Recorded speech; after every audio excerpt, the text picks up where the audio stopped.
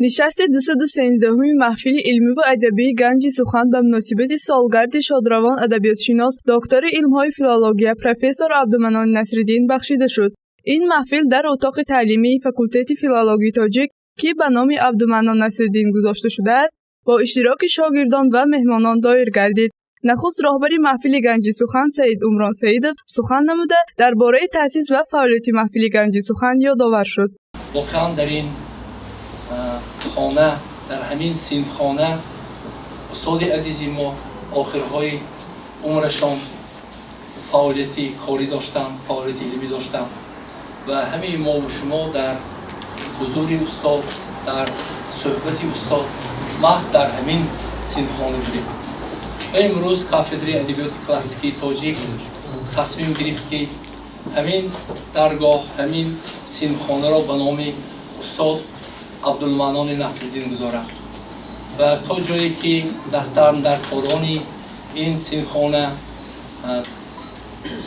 کامیاب شدم، در اینجا عکس ها و تصویرهای تاریخی که از استاد عبدالمنان نصرالدین باقی مانده است تحت عنوان لحظه ها از روزگار استاد عبدالمنان نصرالدین جای آوردن. در اینجا سفرهای استاد، درس استاد، صحبت‌های استاد، لحظه‌هایی که واقعاً برای ما امروز لحظه‌های خاطرمان و تاریخی محسوب می‌شوند این کار شدن. در نشست نوبتی محفل علمی و ادبی گنج سخن همکاران، شاگردان و دوستداران ادبیات اشتراک نموده از فعالیت و خصلت‌های ادبیاتشناس عبدالمنان نصرالدین یادآور گردیدند. همچنین در این محفل مهمانان از جمهوری ازبکستان نیز شرکت نمودند. باید یادآور شد که با کوشش و زحمت‌های بی‌واسطه ادبیاتشناس عبدالمنان نصرالدین در ولایت سوق محفل ادبی گنج سخن از 15 اپریل سال 2004 راه‌اندازی شده است که امروز نشست 213 آن دایر گردید. این محفل نه تنها در داخل کشور بلکه در بیرون از آن نیز عملی میکند. از جمله پیروان و دوستداران محفل گنج سخن در جمهوری ازبکستان هستند و همیشه آن را پیگیری میکنند. خدمت‌های استاد عبدالمنان نصرالدین در رشد ادبیات تاجیک بخصوص در سمت شهرشناسی آثار ادبی بی‌نظیر است. بسیار محققان و عالمان برجسته ما و خارج از کشور خدمت‌های استاد را در زمینه راهگشای اولین بودنشان در سمت شهرنگاری آثار ادبی تاکید کرده‌اند.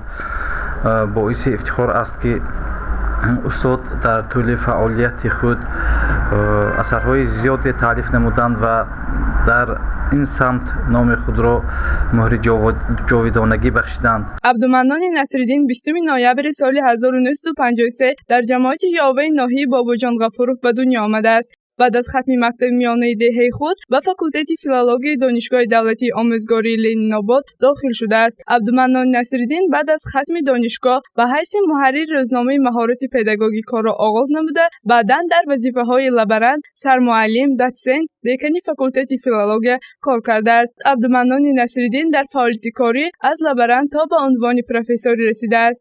البته درباره استاد عبدالمنان نصرالدین ما در چند محفل‌هایی که محفل‌های خرد و بزرگ که در اینجا در دوشنبه برگزار شد چند نوبت صحبت داشتیم و فضیلت‌های معلم به هیچ کس پوشیده نیست و از همین صحبتی کوتاه هم معلوم که استاد واقعا نه فقط در تفکر، در اون دانش بسیار فراوانی که اندوخته بودن، بلکه در همون روش زندگیشان هم با روش ادبیات و شعر زندگی میکردن که بسیار دشوار است.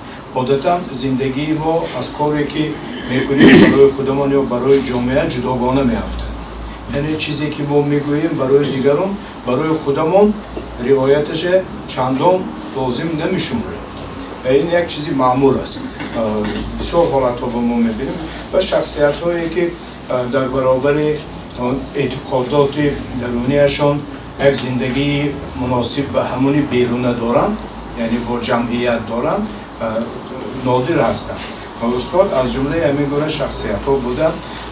بنابر همین اینقدر نفوذ و اعتبارشان تا امروز پاینده است. مؤلفی بیشتر از 30 کتاب و 450 مقاله علمی و عمومی و علمی و متدی دایر به مسائل گوناگون تاریخ ادبیات تاجیک، فرهنگ شناسی، متن شناسی و شهرنویسی است. در دوام فعالیت کاری صاحب چندین مدال و افتخارنامه‌ها گردیده است. جایزه پرزیدنت جمهوری تاجیکستان در ساحه معارف سال 2006، جایزه به نام کمال خوجندی سال 1997، علوچه معارف جمهوری تاجیکستان سال 1996 سرفراز گردیده است. از سال 1992 تا پایان عمرش مدیر کافدر ادبیات کلاسیکی تاجیک دانشگاه دولتی خوجند به نام اکادمیک باباجان غفوروف کار کرده است. عبدالمنان نصرالدین 30 ایولی سال 2011 در سن 57 سالگی از دنیا گذشته است. گزارش عزت یارو و سیبجان ابویف برای برنامه اطلاعاتی خبر.